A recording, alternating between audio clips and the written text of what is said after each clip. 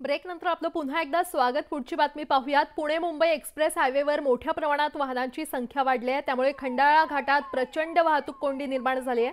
वाहतूक कोंडी फोडण्यासाठी महामार्ग पोलिसांनी अवजड वाहनांना बंदी घातली, तरी देखील मोठ्या प्रमाणात वाहतूक कोंडीचा सामना वाहन चालकांना करावा लागतोय।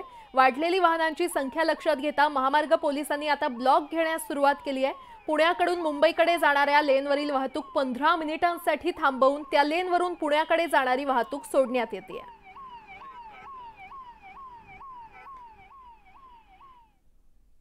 नाताळच्या सणाला पर्यटकांनी लोणावळ्यामध्ये हजेरी लावली आहे। नाताळ निमित्त अनेक पर्यटक लोणावळ्यामध्ये दाखल होऊ लागलेत आणि त्यामुळे लोणावळ्यातील कुमार चौकात वाहतूक कोंडी झाल्याचे चित्र पाहायला मिळतंय।